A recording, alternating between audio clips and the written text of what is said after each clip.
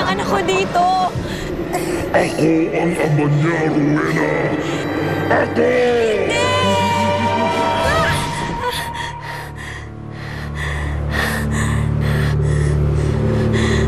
Salamat sa Diyos. Bangungot lang pala.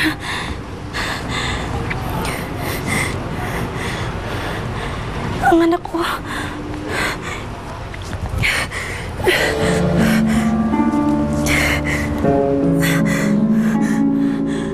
Lo!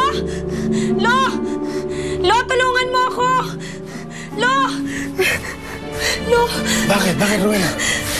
Lo, nasundan ata ako ng engkanto. Nasundan niya ako dito. At meron siyang ginawa sa anak ko.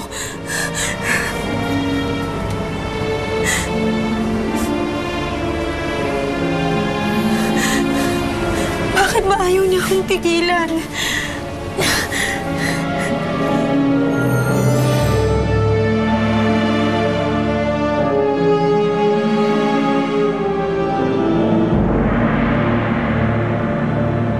Sige na, Apo.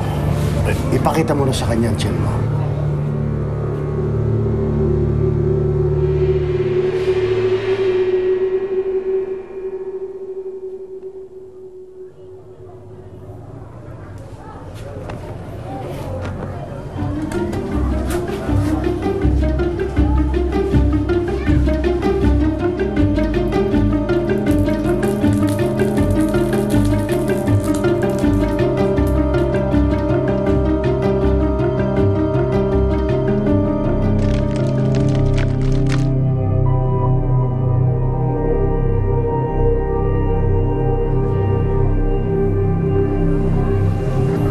Sino ang ama ng bata? Ho? Nobyo ko. Hindi tao ang ama niyan. Iba ang ama niyan. Hindi pangkaraniwang sanggol ang dinadala mo. Hindi! Anak namin to ni Luis! Rowena, Apo, makinig ka muna. Sigurado ako. Isang itim na nilalang ang ama ng sanggol. Hindi. Nagkakamali kayo. Ihanda mo ang sarili mo sa paglabas ng sanggol. Hindi magiging normal ang buhay niya. Tama na! Anak namin to ni Luis. Buo na ang batang to bago pa nangyari ang lahat. Kaya anak namin to!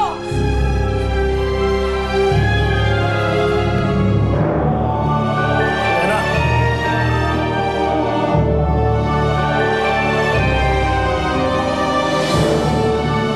Manong, kasi kailangan ko yung mga banyera ipalipat ko rin mamaya. Pero pagkatapos mo na siguro yung ginagawa mo. Sige, pagkatapos yan. Mama Marieta, bakit nandyan uli si Rowena? Di ba nagpaalam na yan? Umayaw na nga yan dito eh. Namasukan ulit kasi kailangan niyang kumita para sa baby niya. Buntis siya? Kinasal na ba yan? Naku, Ginga, huwag kang chismosa. Hayaan mo na yung tao. Basta yung ano dyan. Wag! Wag! Wag! Miss, sandali lang. Miss, may nakaka, Miss. Sandali lang, sandali lang. Miss, ano problema mo? Sandali lang. Wala lang, biro. Ano yun? Ano yun? Kare, ang ginagawa mo na nanchingano. Hindi po. Mais ka na. Rowena, ano yun? Ha? Ano yun? Wala siyang ginawang masama sa akin. Natakot lang talaga ako. Ano, gusto mo bang tawagin ko si Tatang Igne? Ha? Anong nangyari? Ay, naku, Lo. Nung lumapit yung kargador, ewan ko ba dyan, bigla na lang nataranta. Hindi naman ganyan yan dati. Alam mo, siguro hindi pa siya handa magtabaho ngayon, lalo't buntis siya. Sabi ko naman sa'yo, sa mga kalawakan na pumasok eh. Ayoko maging ganito. Hindi ko lang talaga mapigilan yung sarili ko eh. Hoy, alam niyo ba? Halika si Rowena, parang nababaliw na. Nababaliw. Hoy! Ano yan, magchichismisa na lang kayo dyan? Ayusin niyo muna yung tabaho niyo. Naman kasi. Ay, Kasi nako. nagpipilit sa pamangkin. Ayusin mo yan. Gusto ko lang naman akong tumulong. Nagkakasya pa naman yung pension ko eh. No, ayokong pumibli sa bahay. Mababaliw ako sa lungkot doon. Siguro sa umpisa lang ako ganito pero masasanay din ako. Di pala yun din naman yung gusto niyong gawin ko. Yung kalimutan ko kung anong nangyari sa akin. Kalimutan ko kung anong nangyari kay Luis. No, kahit mahirap, kailangan kong gawin to. Kailangan kong itaguyod yung sarili ko. Para sa anak namin.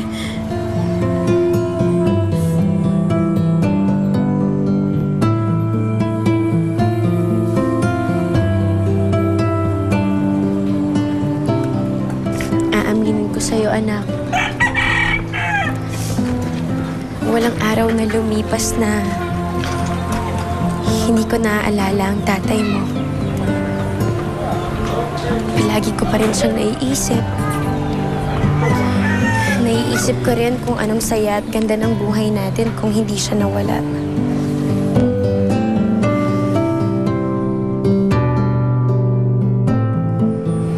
Ilang beses ko nang gustong sumuko, anak. Pagod na ako. Pero kailangan ko pa rin magpursige. Para sa'yo. Ikaw na lang kasi ang naiwan sa aking alaala niya.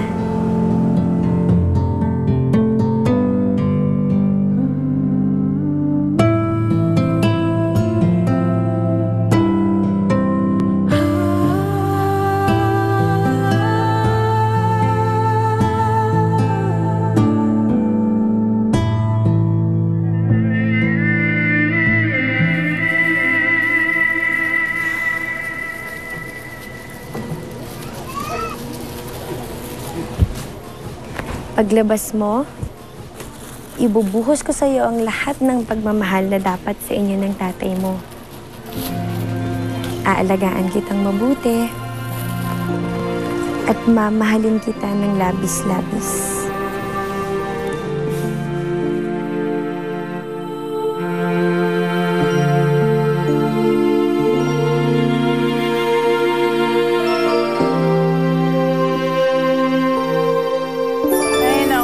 Basta yung buntis ka, puputok na sa laki ang tiyan mo, gustong-gusto mo pa rin mamalengke.